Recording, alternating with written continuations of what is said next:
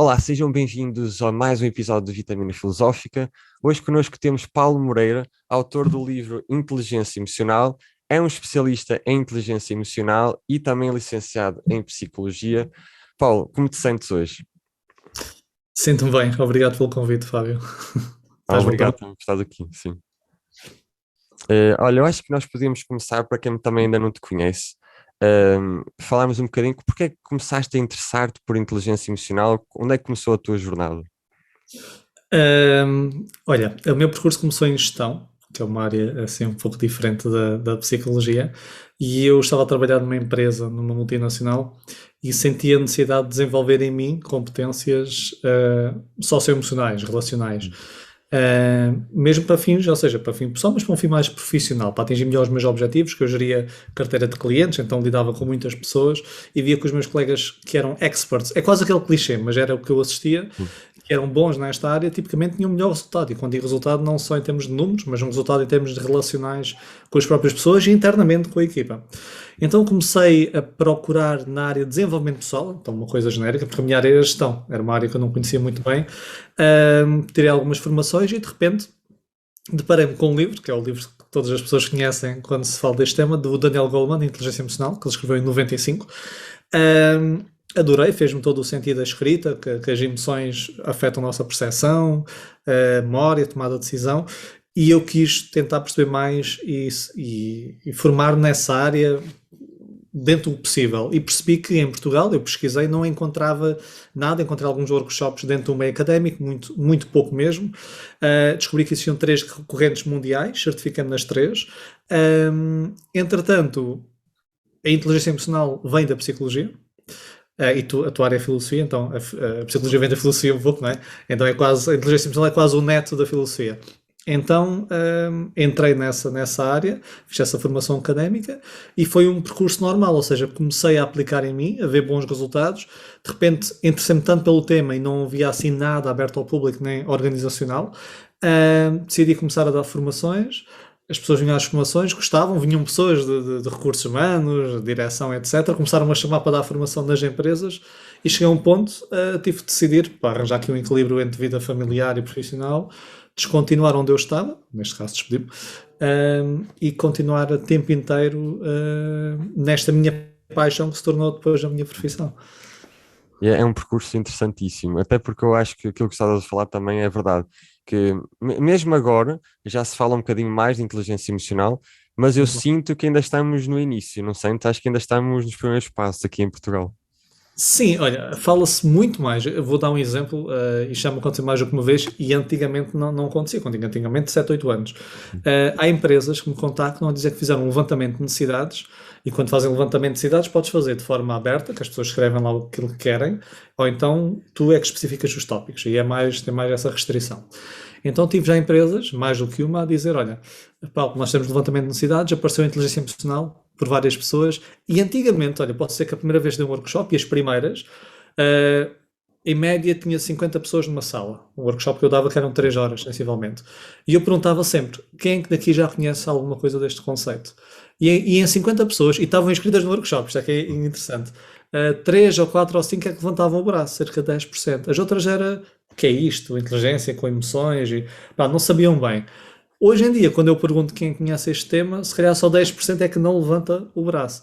Então, um grande aumento de conhecimento nesta área, mas, mesmo assim, concordo com o que tu dizes, ainda estamos aqui um pouco a dar os primeiros passos.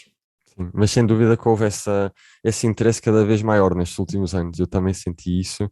E pronto, Pois. também falando agora um bocadinho mais sobre motivação, vamos começar pela base, que é também para perceber como é que tu definirias motivação, e vi que no teu livro falas muito sobre a automotivação. Porque é que ela é importante e como poderias definir um bocadinho mais esse conceito? Olha, vou-te dar uma resposta, e já estávamos a falar antes de começarmos, tiveste aqui já várias pessoas da psicologia. Isto é o que é um pouco chato, mas os conceitos dentro das ciências sociais não existe uma definição única, como tu sabes. Sim, Então, quando nós falamos em motivação, depende do autor que estuda a motivação, depende como tu abordes, há várias definições, então não vejo um consenso. Posto isso, só para enquadrar, no meu livro Inteligência Emocional, que tu mostraste, eu coloquei um dos fatores automotivação em honra do que o Daniel Goleman colocou no seu livro. Uhum. Porque as três grandes correntes mundiais, nenhuma tem o conceito de automotivação. Está entre, digamos, o autocontrole, ou seja, eles colocam depois uma sub-rúbrica, digamos assim, mas a automotivação foi descontinuada nesse sentido, ok? Por si só. Então eu pus em honra do livro do Daniel Goleman, só para explicar. Posto isso, a motivação, uma das definições, é a capacidade de nós iniciarmos, mantermos uma ação, não é? De forma a atingir um objetivo. Uma das definições. E existem várias formas de nós nos motivarmos. Eu posso falar de uma delas, por exemplo, há quem defenda que a motivação tem 4 componentes, se calhar já ouviste nesse sentido, não é? Que é a motivação intrínseca, que é quando nós nos motivamos por um objetivo que nós queremos alcançar, somos automotivados, João. Há a extrínseca, quando nós temos uma recompensa para nos movermos, depois já, digamos, a introjetada, não é?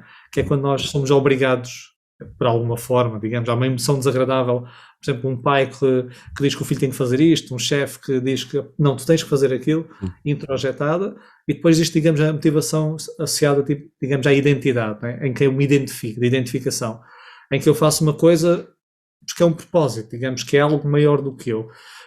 Agora, isso é uma das definições. Dentro da inteligência emocional, cada tipo de motivação gera estados emocionais diferentes. E cada estado emocional leva-nos a nós ou iniciarmos mais rapidamente uma ação ou não, ou mantemos mais rapidamente ou não nessa ação. E apenas para dar aqui uma nota importante, eu até fiz um post que vai ser publicado agora na semana, que eu faço os posts com antecedência e depois envio para a minha equipa para fazer o grafismo.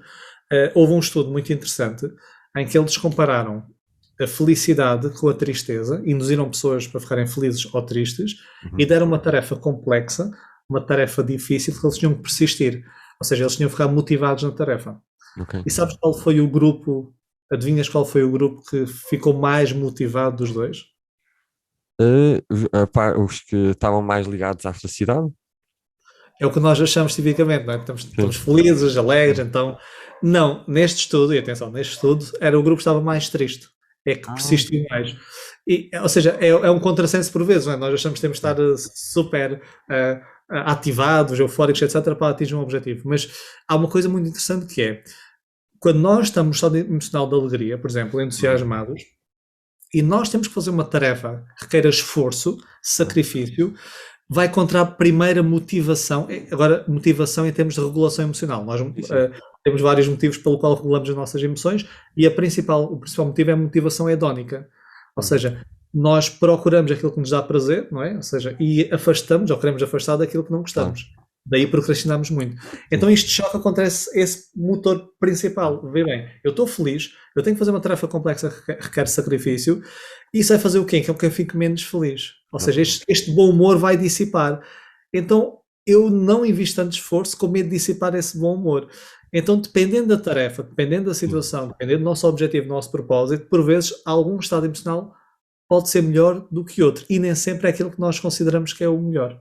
Então, aqui... Por acaso parece contraintuitivo, não é? Porque a um primeiro olhar pensamos sempre que se estivermos mais felizes, estamos mais motivados, mas o que está a dizer faz sentido, porque realmente se nós estamos felizes e temos de fazer algo que vamos associar dor, a nossa tendência é fugir disso, não é? É isso. Ou seja, imagina, se tu estiveres num estado em que a tua motivação, tu queres atingir um objetivo, vamos pensar que tu, Fábio, estás motivado para expandir cada vez mais a tua ideia, o teu podcast, e estás no momento de brainstorming, ideias, uma coisa que entusiasma mais, a alegria é melhor, tipicamente. Agora, vamos supor que tu sabes que nem sempre, mesmo aquilo que nós gostamos, nem sempre as tarefas ligadas a isso são tarefas que nos dão prazer. Então, se tu tiveres a fazer essas tarefas, estiveres num estado emocional muito positivo, tu vais evitar, por vezes, fazer mais essas tarefas que tiram-te esse estado. Então, consoante o momento e o contexto, o estado emocional mais adequado pode ser diferente. E como é que tu achas que nós podemos nos motivar nesses momentos em que temos de fazer algo que nos, pelo menos, associamos mais dor do que prazer? Olha, uma das formas e uma das estratégias que tu de certeza conheces, que é a estratégia do reenquadramento, não é? Reenquadramento é tu olhares para a mesma situação de forma diferente e nós muitas vezes, por exemplo, olhamos essa dor àquilo que temos de fazer, começar a tirar prazer, e prazer é outra coisa que é não fazer isso. Sim. E muitas vezes seres reenquadrado, nem que seja utilizando a distância temporal, que é, ok, isto dá-me dor, ou seja, agora eu não gosto de fazer, mas isto vai-me permitir fazer o quê? E se eu me focar, digamos, no objetivo, por exemplo, a longo prazo, é uma das estratégias, eu vou experienciar a emoção positiva desse feito, ainda não feito, não é? Mas desse feito futuro, e isso pode servir, digamos, de antídoto para eu conseguir ultrapassar esse mau momento. Por exemplo, ligado a isto, também a investigação mostra, isto é muito giro, eu utilizo muito nas empresas. Por exemplo, uma das piores situações em termos de experiências emocionais que as pessoas passam numa empresa é a sessão de feedback. O feedback de desempenho que eles têm, sei lá, uma vez por ano ou semestralmente, porque tu vais lá e a imagem que tens de ti vai ser colocada em causa, não é? Então é desconfortável. Então, uma das formas de nnós baixarmos esse desconforto é, antes de entrarmos nessa sessão de desempenho, da avaliação de desempenho, pensarmos no que é que realmente é importante para nós na vida. É o chamado um valor superior. E, por exemplo, a minha família que é importante, a minha saúde, etc. E quando tu pensas nisso e tu entras, isto foi estudado, o nosso estado emocional não está tão alterado, digamos, não está tão desagradável. Então isto é quase a mesma coisa com esta motivação. Eu pensar numa coisa que é importante para mim, ou num objetivo distante, e eu, digamos, fico mais escudado daquela emoção desagradável. Por acaso é algo que eu pessoalmente uso muito, e sabes que eu também sinto que é quase como uma espécie de músculo também, porque muitas vezes quanto mais nós exercemos quase que a nossa vontade acima das nossas emoções mais temporárias, mais fácil se torna, mas é preciso começar, é como ir ao ginásio, não é? Nos primeiros dias é sempre mais difícil, e depois até começas a gostar e é mais fácil, não Concordo. E cada vez é chamada a saliência e disponibilidade, cada vez tu ficas, portanto, utilizando esses recursos de forma mais diária, como tu disseste, mais frequente, tu mais facilmente consegues evocar esses recursos quando assim o queres. Agora, quando tu nunca fazes e vais tentar evocar, e geralmente evocamos esses recursos quando estamos em baixo e não estamos habituados a evocar esses recursos, torna-se, como disseste muito bem, muito mais difícil. Até porque a nossa mente nessa altura torna-se numa mestra de criar desculpas, não é? Hoje não vale a pena fazer, podes fazer amanhã, hoje estás mais cansado, e se nós não tivermos um momento em dizer, não, chega, eu vou fazer isto independentemente, é difícil quebrar. Acho que o mais difícil é quebrar o ciclo, não é? Depois é mais fácil. Sim, e disseste muito bem, ou seja, depois entramos naquele, porque também o estado emocional que nós estamos, existe um sistema de inibição e de ativação, ou seja, já reparaste quando estás irritado, recordas tudo aquilo que te irrita, não é? No mundo, nas outras pessoas, e, portanto, numa discussão, nós não discutimos, a gritar, vamos pôr com outra pessoa e de repente, no meio, lembramos de coisas boas que a pessoa fez, ninguém faz isso, no género, e tu fizeste aquilo e depois, mas estiveste muito bem no outro dia.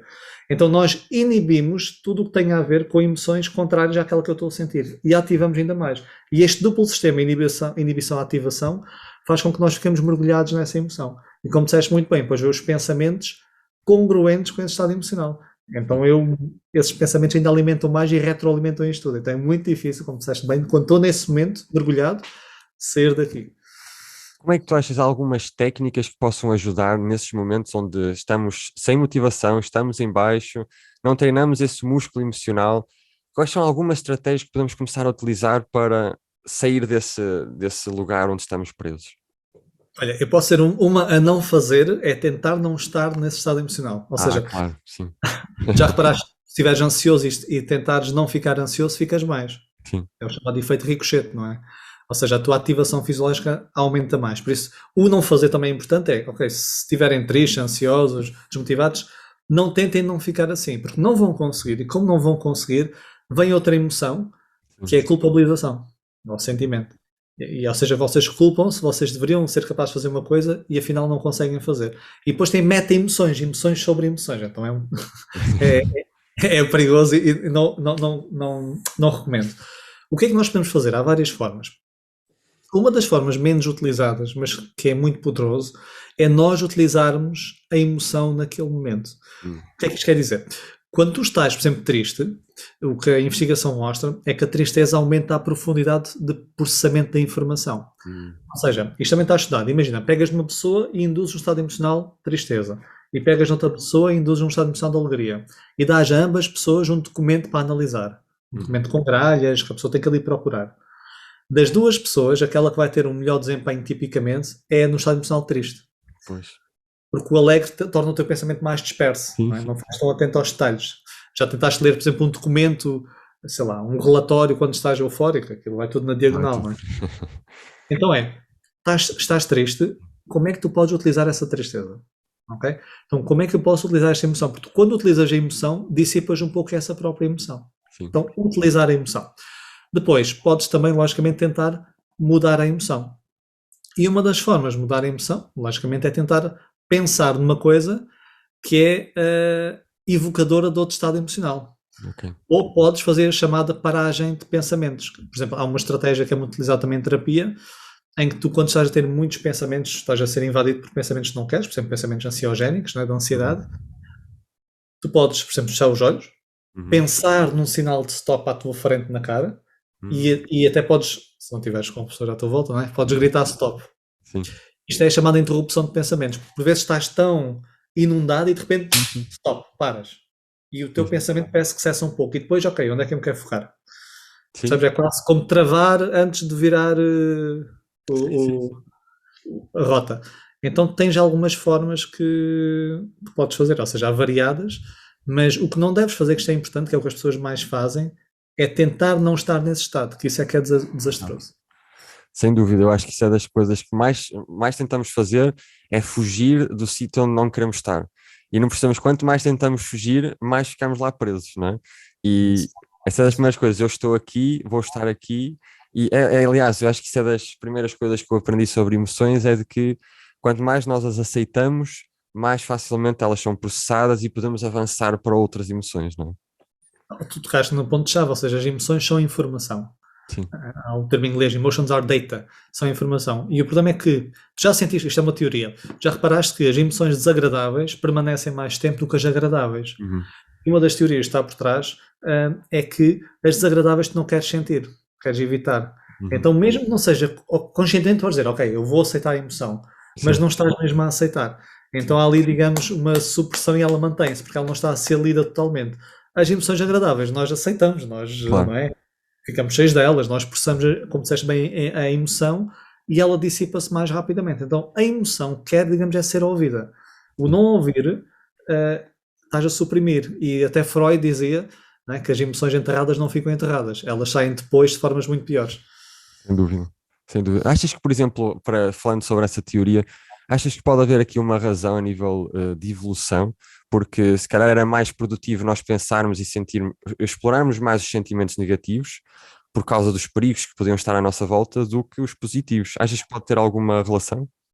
Sim, o que é giro ver nisto é que tu tens vários níveis de análise sobre a mesma situação. E o nível de análise da psicologia evolutiva sobre a função das emoções é mesmo como tu disseste, Uhum. que é as emoções negativas, por exemplo, tu estiveres no meio da savana e há um predador e aquele que está atento ao predador Sim, sobreviveu e logo replicou mais os seus genes do que aquele que estava a olhar para as plantas sim. todo fascinado e foi.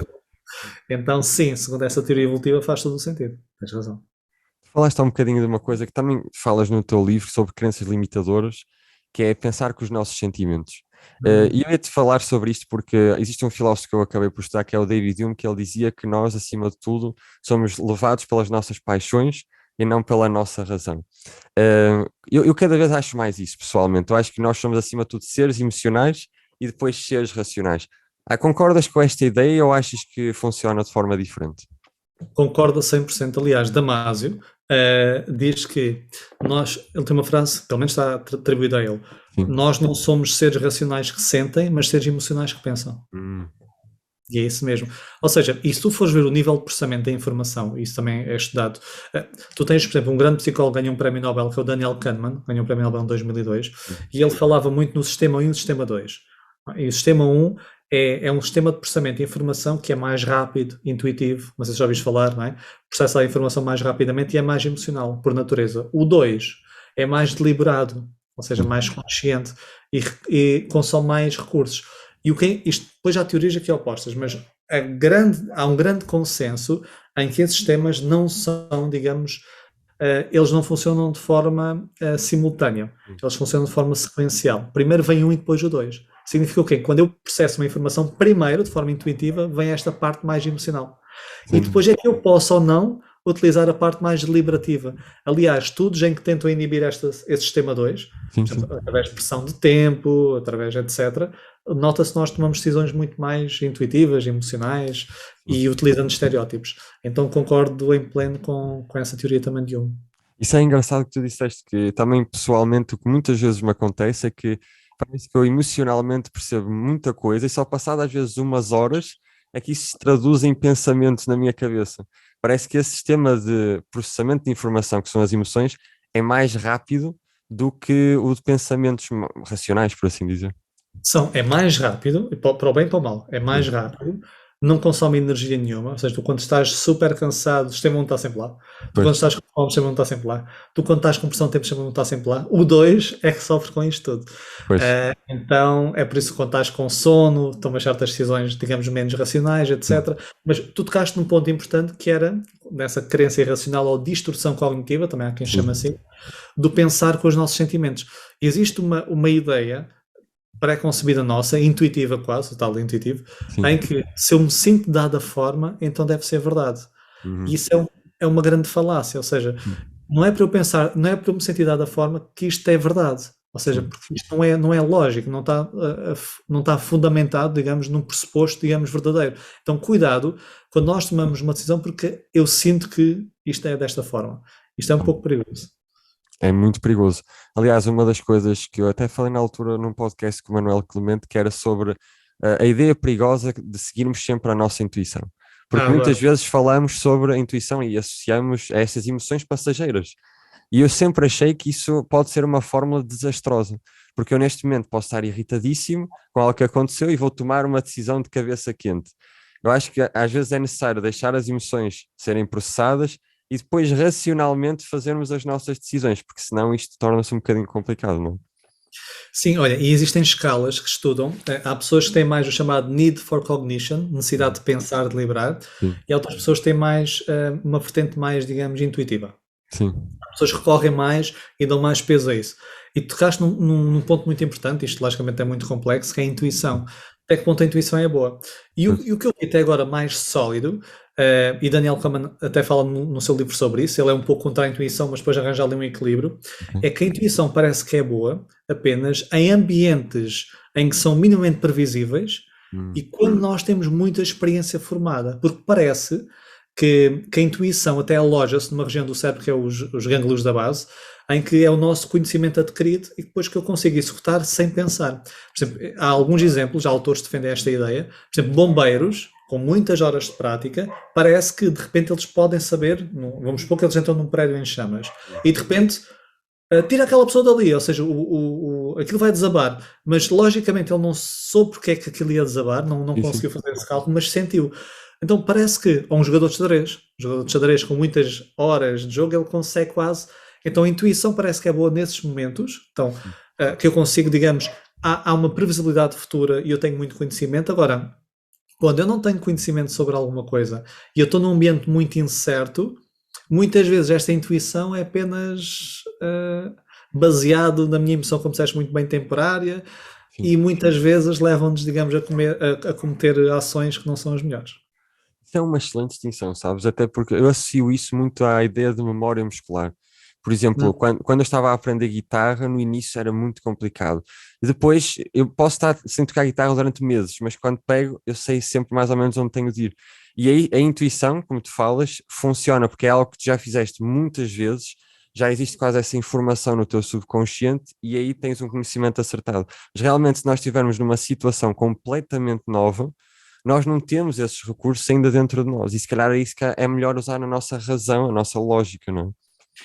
Por exemplo, eu vou dar um exemplo. Imagina tu conheces alguém e tu Sim. olhas para essa pessoa e dizes assim: pá, eu tenho aqui um feeling que esta pessoa não é uma boa pessoa. E Uhum. o que parece é, essa pessoa pode ter alguns traços de alguém que tu conscientemente não te lembras, Sim. mas tu emocionalmente está gravado, seja na memória muscular, Então recorda-te de alguém que tu no teu passado, quando eras mais pequeno, por exemplo, tratou-te mal, enganou-te, etc. E tem traços de semelhança. Então automaticamente tens aqui uma sensação visceral e que tu pensas que aquela pessoa não é boa pessoa, mas tem a ver com traços que ela tem parecido a outra pessoa. Tu Exatamente. não consegues evocar. Então por vezes nós achamos... E o que acontece?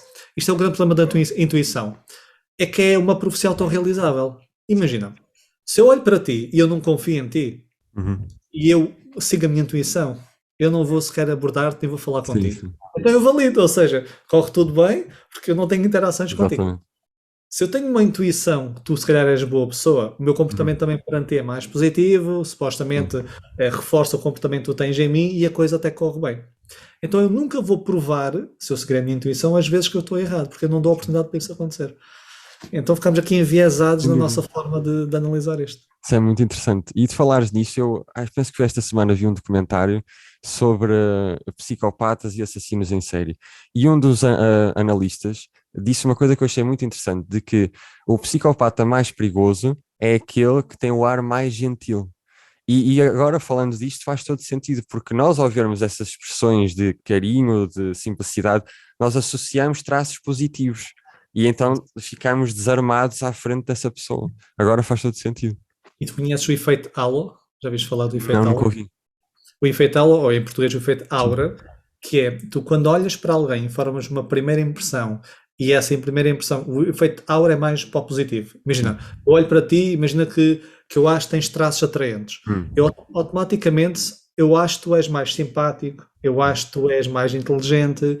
Por exemplo, este efeito foi estudado já há cerca de quase um século, em que eles juntaram que no exército, aqueles que eram mais altos e bonitos, daí eu dar esse exemplo, Sim. eram, digamos, também mais inteligentes. Sim. E não havia nenhuma correlação entre elas, mas nós temos este feeling. Então, tu quando olhas, como disseste muito bem, para um psicopata com bom ar, um ar mais gentil, eu acho logo que ele tem outros traços, nada relacionados a esse, mas outros traços. O que é que bonito tem a ver se ele é, digamos, Sim, sim, sim. mau ou não, digamos assim. Mas tocaste um ponto interessante. Então, e isto também tem a ver com este sistema mais primário. A Sim. tal educação. E também falaste aí de que eu ia te falar sobre isto também, que era outra crença limitadora, que falas que é da profecia. E pronto, eu gostava que desenvolvesse um bocadinho mais sobre isso, até porque eu acho que é algo que todos nós fazemos a um nível ou outro, não é? Todos nós fazemos. Então, a profecia é quando eu acho que alguma coisa vai acontecer, não é? E depois essa coisa tende a acontecer dessa forma. E tu tens na investigação vários tipos de profecias autorrealizáveis. Por exemplo, se eu acho que, sei lá, vamos pôr em termos académicos, isto estuda-se muito também. Se um aluno acha que vai chumbar, não é? Não vai investir tanto esforço em estudar. Por exemplo, então aumenta a probabilidade de chumbar. Então são as profecias autorrealizáveis. Se eu acho que aquela pessoa não gosta de mim, eu vou-me comportar de forma, digamos, mais negativa ou dar menos confiança a essa pessoa e aumenta a probabilidade de que essa pessoa, digamos, não goste de mim. Então o comportamento que nós temos vai levar também a um comportamento futuro dessa pessoa. Isto também para o positivo existe. Por exemplo, há um efeito que foi estudado também no meio académico, já foi também explorado por outras dimensões, que é o efeito Pigmalião. Não sei se já ouviste falar, o efeito Pigmalião é quando tu esperas o melhor de alguém, tens umas expectativas positivas em relação a essa pessoa e verbalizas, essa pessoa sabe, essa pessoa tende a aproximar-se dessas expectativas que tu criaste delas. E um primeiro estudo foi feito numa escola em que foi dito a professores que duas crianças de todas as outras eram as mais inteligentes. Ou seja, foi feito um teste, estas duas são as mais inteligentes. E era mentira. Não tinha sido feito teste nenhum. E o que é que aconteceu? Essas duas crianças, no fim do ano letivo, tiveram o melhor desempenho escolar. O que aconteceu foi que, como um professor achava, ok, aquela é a mais inteligente, quando ela tinha dúvidas, ele pensava, peraí, se ela tem dúvidas, todas as outras vão ter, então vou investir mais esforço. Como eu achava que ela era mais inteligente, se eu fosse professor, eu próprio ia estimulá-la mais. Então isto levou a que ela realmente se tornasse a melhor aluna. Sim, Ok? sim. Então a profecia é muito poderoso para um lado positivo e digamos para o lado negativo. Isso é muito, muito interessante. Isso também se relaciona com o poder das crenças. Por isso que é importantíssimo, embora seja um jargão muito utilizado, que nós devemos sempre acreditar em nós mesmos. Porque realmente, se nós acreditarmos em nós mesmos, nós vamos extrair mais recursos do que se nós não acreditássemos, qualquer que seja o objetivo, não é? Concordo a 100%. A única coisa que não concordo, e não tem a ver com isso, tem a ver sempre com a polarização. Sim. Ou seja, um excesso de confiança em nós próprios pode-nos cegar, digamos, tentar procurar as nossas limitações ou ouvir outras pessoas, porque por vezes há essas frases também feitas. Não é? Por exemplo, não ligues ao que as outras pessoas dizem, foca-te apenas. Só que se nós formos o único observador de nós próprios, nós somos o sujeito observado e o observador, com muitos pontos cegos. E as outras pessoas podem nos mostrar os pontos que nós não estamos a ver. Agora, sabemos que há aquelas pessoas, tipicamente, o feedback não é construtivo, ok? Isso é diferente. Mas devemos acreditar em nós próprios, sem sombra de dúvidas. Devemos ter cuidado com o excesso de confiança em nós próprios, não é? Claro. Não nos podemos tornar surdos para o mundo.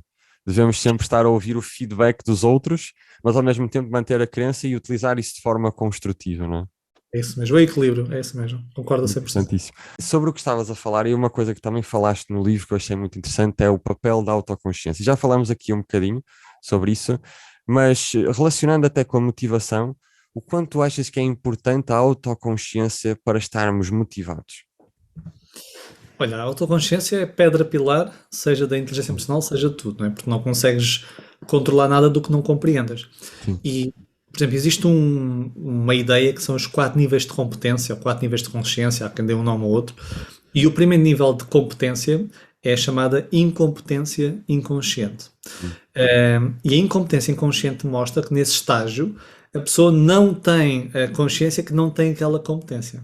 Então, neste estágio, tu não consegues mudar. Então, imagina, tu tens um objetivo, ou tu estás a trilhar um objetivo e não estás a ir para o melhor caminho, Uhum. se tu não tens noção que esse não é o melhor caminho, dificilmente tu consegues mudar. Claro.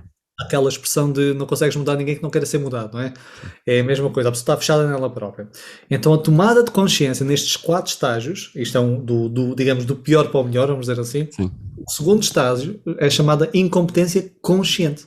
Hum. Eu ganho consciência que não tenho aquela competência. E é aqui que tu começas na mudança. Por exemplo, nas empresas, vamos supor que um líder é arrogante e é agressivo para os seus colaboradores. Ele não tem noção, há líderes que não têm noção, acham que são assertivos, tem que ser assim. E vamos supor que de repente fazem um assessment, uma avaliação de 360 graus, em que é avaliado por todos, e percebe que todas as pessoas dizem o mesmo. Ele é agressivo. E ele de repente, pode não acontecer, mas um choque de realidade, e ele ganha consciência desta falta de competência. É aqui que nós mudamos. Sem isto, não mudas, não motiva-se a mesma coisa. Se eu não tiver consciência do que é que me falta, porque é que não estou a conseguir mudar alguma coisa, eu não vou, digamos, mudar de onde eu estou, não sei de onde é que eu estou. É engraçadíssimo a ligação que isso tem com filosofia. Porque isso leva-me logo ao pai da filosofia, que é Sócrates, quando ele diz que o pior tolo é aquele que não sabe e acha que sabe. Porque esse não tem hipótese de mudar. Só aquele que sabe que não sabe é que tem hipótese de conhecer mais e fazer mais, que é literalmente o que tu disseste, e tem estas ligações incríveis. Eu acho fascinante porque estávamos a dizer isso, ou seja, a inteligência emocional é a neta, digamos, da filosofia Sim, e sim. a psicologia à filha. Por exemplo, dois dos pais da psicologia cognitiva comportamental, que teve ali desde a década de 50 a 70, que foi o Albert Ellis e o Aaron Beck. Sim. Por exemplo, o Albert Ellis inspirou a sua linha toda nos estoicos. Ah, Então, que interessante. século XX, em que vem a psicologia cognitiva, comportamental, ou seja, o reenquadramento, não são as coisas que mexem contigo, mas a percepção que tens das coisas são dos estoicos. E como claro, é a filosofia que é antes de Cristo, inclusive, né? Do Zenão de Sítio, que fundou, digamos, o estoicismo.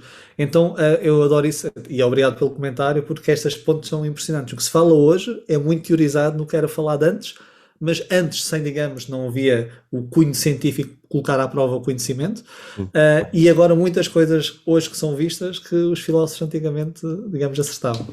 Por acaso é interessante falares disso, porque o estoicismo é uma corrente que eu gosto muito, inclusive já fiz alguns podcasts sobre isso, porque eu acho que às vezes, por exemplo, não sei se já leste a Meditações do Marco Aurélio. Sim. É um livro fantástico, aquilo é que são mais pensamentos, e às vezes uma pessoa lê aqueles pensamentos que foram escritos há 2000 anos atrás e são tão atuais para os dias de hoje como eram na altura.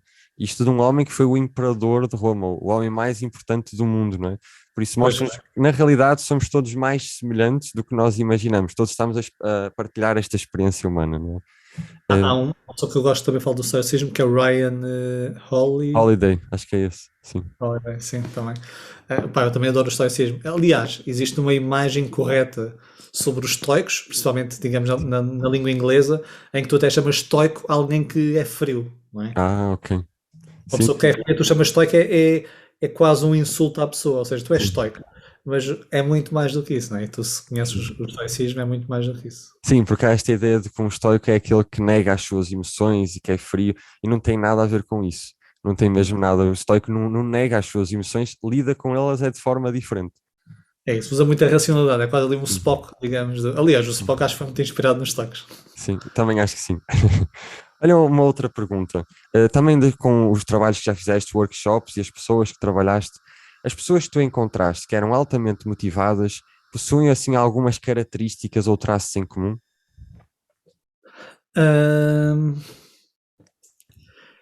Assim, acho que uma das coisas que essas pessoas tipicamente possuem ou é um propósito, digamos, ou pelo menos pode não ser um propósito quase acima delas, mas um objetivo qualquer. Então elas sabem onde é que têm que ir.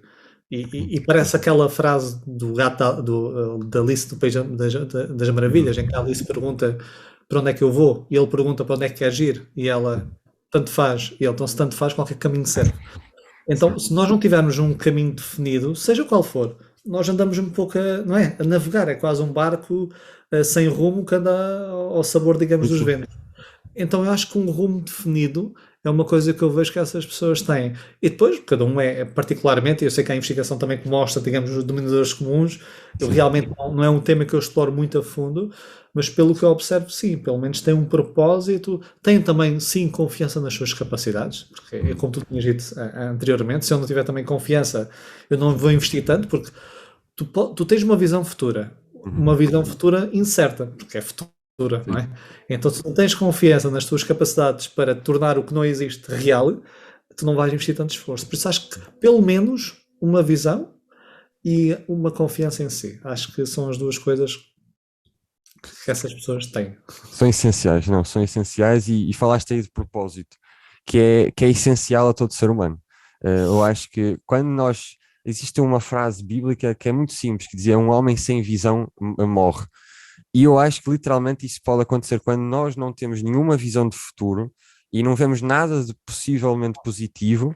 Eu acho que até quase que começamos a acionar mecanismos de autodestruição dentro de nós mesmos.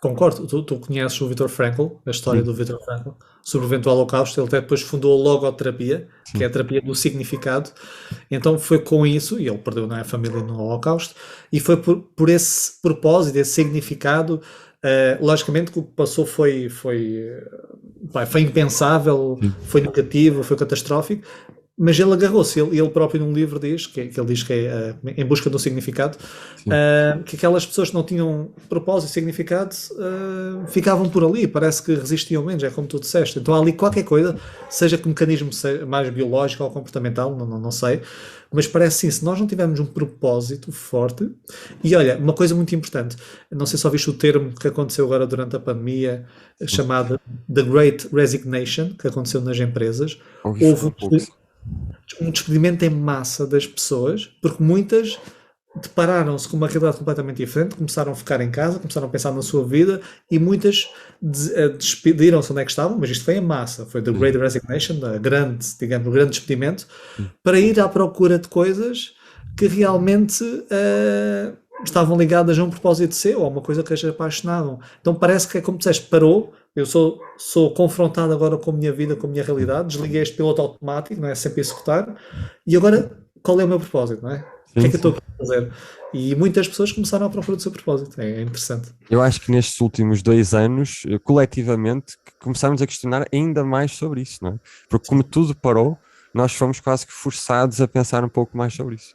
É isso mesmo, tu és forçado de repente não estás só a executar, não estás só na tua rotina habitual, estás fora da rotina e quando tu quebras a rotina, o foco vai mais para dentro, não é? Sim. E começas a pensar em ti, começas a pensar na tua vida, e de repente, o que é que eu estou aqui a fazer, não é? Eu acho que quanto maior a inteligência emocional, maior a possibilidade de virem estes questionamentos, não é? Sim, porque tu podes ocupar facilmente com outras coisas, ocupar a cabeça, ou até teres comportamentos não adaptativos, como o uso de substâncias, etc., só para não pensares nisso. Ou seja, é muito difícil tu estares perante uma emoção desconfortável, que é o que é que eu estou a fazer, não é? Ou a minha vida é isto, e permaneceres nesse estado enquanto estás a refletir. Por isso é preciso, sim, inteligência emocional para esse estado de meditação. É muito importante e vamos ver como é que a nossa sociedade reestrutura agora. Espero que com mais inteligência emocional e com mais propósito, espero eu. Claro, espero também. Outra crença limitadora que tu puseste, eu achei muito interessante, é que tu falaste que é a leitura da mente. E eu acho que esta aqui acontece tantas vezes no nosso dia-a-dia, não é? Sim, queres que eu fale sobre a leitura da mente? Sim, se puderes, sim. Então, a leitura da mente é quando nós achamos que sabemos o que é que a outra pessoa está a pensar, ou as outras pessoas estão a pensar. Eu até dou um exemplo que penso no livro, que é tu passas por alguém, estás num corredor, numa escola, no teu trabalho, 2 pessoas estão a falar, tu passas e elas calam-se e olham para ti. O primeiro pensamento, eu costumo nos workshops, faço a pergunta, vamos supor que vocês estão a passar, 2 pessoas estão a falar, param, olham para vocês, o que é que vocês pensam? E as pessoas quase todas respondem, estão a falar sobre mim. Ou seja, a leitura da mente. E também é perigoso porque, é assim, uma coisa, e eu até falo disto ligado às emoções, uma coisa é, por exemplo, tu chegas a casa e vês que alguém está triste ou irritado, etc. Isso é reconhecer as emoções através da linguagem não verbal. Isso é uma competência que nós podemos desenvolver. saber que a pessoa está num estado. Agora, sim, achar que sabemos porque é que a pessoa está assim, já é a leitura da mente. E depois torna-se também perigoso pelo tal profecia autorrealizável, não é? Se eu acho que aquelas pessoas estão a falar sobre mim, então eu vou ter comportamentos que não tão positivos para essas pessoas e pronto, e não corre assim tão bem.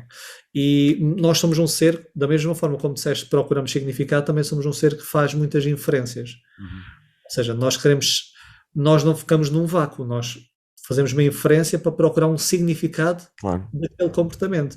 E estas inferências são baseadas nos nossos palpites, nos nossos medos, receios, e muitas vezes não são os melhores.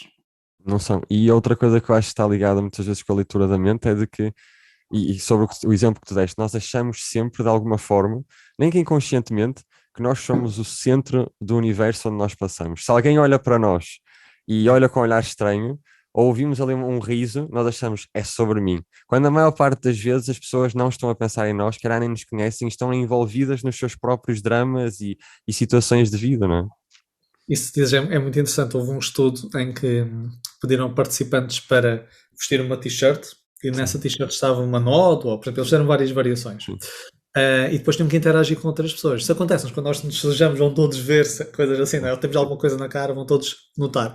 E depois eles foram interagir. Estavam numa sala com várias pessoas durante X minutos e depois, sim. no fim, perguntaram quantas pessoas é que ele acha que viram a nota. E eles eram uma estimativa. E depois eles inquiriam as várias pessoas na sala a perguntar: olha, notou a nota que aquela pessoa tinha na t-shirt? Pá, e havia uma assimetria brutal. Por exemplo, Uhum. a pessoa que tinha a t-shirt achava que, sei lá, 90% das pessoas viram a nota, quando na realidade era 10 ou 15. Porquê? Como Impressionante. vocês estão focadas nos seus problemas, nas suas preocupações, nas suas nódoas, seja Sim. físicas ou emocionais, e não estamos tanto atentos às outras pessoas. Por isso o que disseste é realmente verdade.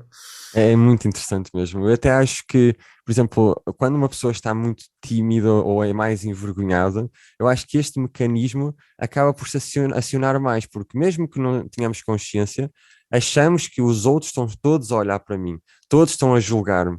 E quando nós nos apercebemos de que, afinal, se calhar não é verdade, se calhar uma ou outra pessoa olha, mas depois, passado 10 segundos, até se esquece porque não nos conhece, é alguém que passa na rua, não interessa. Isso até reduz a nossa ansiedade social ou timidez, não é?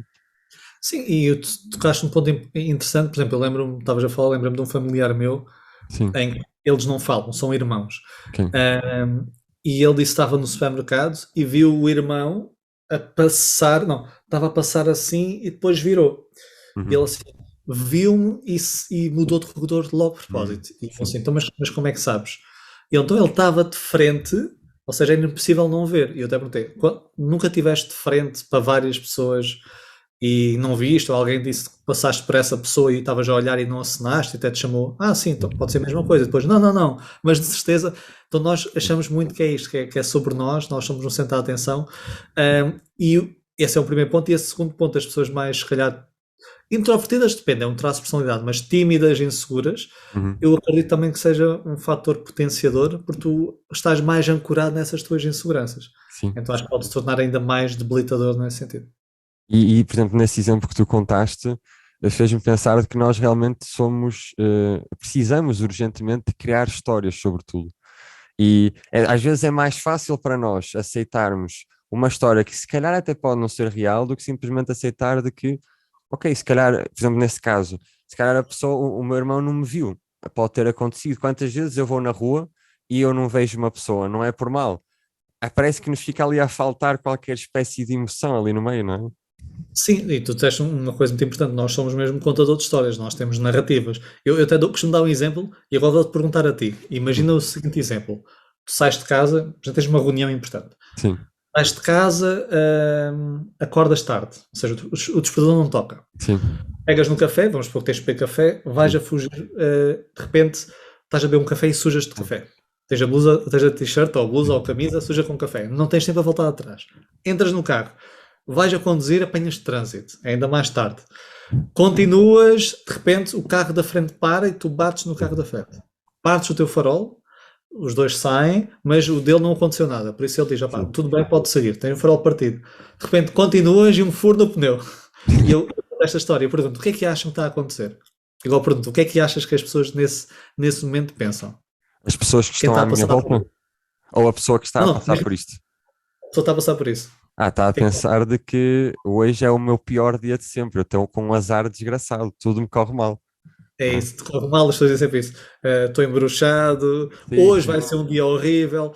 E se reparares, logicamente são eventos, vamos dizer, azarentos, acumulados, sucessivos. Podemos ter às vezes um espaçado num mês, ou numa semana, um dia, às vezes são sucessivos. E se pensares bem, sujaste um café, acordaste tarde, o despertador não tocou, tiveste um furo, isto são os factos. Mas nós contamos uma narrativa à volta disso. Então nós estamos sempre a contar histórias, porque parece que se eu disser assim, não, tu só tiveste um furo, depois do furo tiveste isto, não faz sentido. Nós queremos uma narrativa, nós queremos uma história e essa narrativa, não, ele estava em frente e virou no corredor porque queria obter dali um item, ou nem te viu, não é tão bom e satisfatório, não é? Se calhar para exatamente. a nossa história, como fez propósito e mudou Sim, de sim. corredor. É isso, porque nós estamos sempre à procura de significados e de propósitos. E se nós apenas olharmos para os factos como factos, e está a dizer, não, não foi um dia azarento, foi, eu fiquei com um pneu furado, o farol também se quebrou, pronto, foi isto que aconteceu. É isso, nós precisamos de mais. Aliás, é das coisas que mais nos une é as histórias, que também ajudou Sim. desde os tempos primitivos a criar a linguagem, que desenvolveu a comunicação e tudo isso. Por isso faz parte da nossa sobrevivência, não é? Concordo, e as histórias ajudam-nos nisso, e aliás, estou contando uma história, a pessoa também aprende muito melhor, não é? E Sim, metáforas aprendemos melhor. Ao mesmo tempo, por vezes, para gerir o nosso estado emocional, nós temos que entender que história é que eu estou a contar sim, e utilizar uma que seja mais vantajosa para nós, sem ser uma, digamos, completamente irrealista, não é? Ou claro. como nos pega para a verdade, mas também usar mais os factos, e isto é muito importante, Sim. principalmente quando nós queremos diminuir estados emocionais desagradáveis. Usar, digamos, os factos ajuda-nos imenso, porque corta-nos ali aquela emoção toda e fingimos aquilo que está a acontecer. Não é Sem fácil, mas Não é? ajuda. Sim, é quase como se despersonalizasse um bocadinho a situação, não é? Em vez de estarmos tão envolvidos emocionalmente, ficamos um bocadinho mais afastados. E isso é muito importante, sem dúvida. Olha, Paulo, o nosso tempo infelizmente também já está a terminar. Antes de irmos, eu também gostava, para quem estiver a ouvir e, por exemplo, queira te contactar ou adquirir um dos teus livros, ou mesmo ir, se calhar, a um dos teus workshops, onde é que te pode encontrar, como pode contactar-te? Então, tenho um website que é treinointeligenciaemocional.com, então treinointeligenciaemocional.com, e pode ser eu gosto mais no Instagram, por isso se calhar paulo.jmoreira, Ok. por isso faço lá publicações, também no LinkedIn. LinkedIn é mais publicações profissionais, Instagram mais, digamos, do foro geral. Os livros podem encontrar no link do Instagram, tenho lá o livros, mas também na FNAC, Bertrand, Hulk, vocês podem encontrar os dois. O Interesse Emocional e o Gerir Emoções também, que lancei este ano. E eu depois também vou pôr aqui nos comentários os links para isso tudo. Olha, muito obrigado, aprendi muito contigo hoje, gostei muito da nossa Obrigado. conversa. Uma questão da conversa. Por Olha, gostei acaso. mesmo muito e pronto, olha, espero que possamos falar mais à frente, porque estes tópicos dão para falar horas e horas. Isto nunca Não, acaba, não é? é muito interessante mesmo. Obrigado, Fábio, pelas Obrigadíssimo perguntas também. também. E pronto, obrigado a todos vocês que viram mais um episódio de Vitamina Filosófica. Não se esqueçam de subscrever ao canal para receberem a próxima conversa e deixar o vosso gosto. E até à próxima.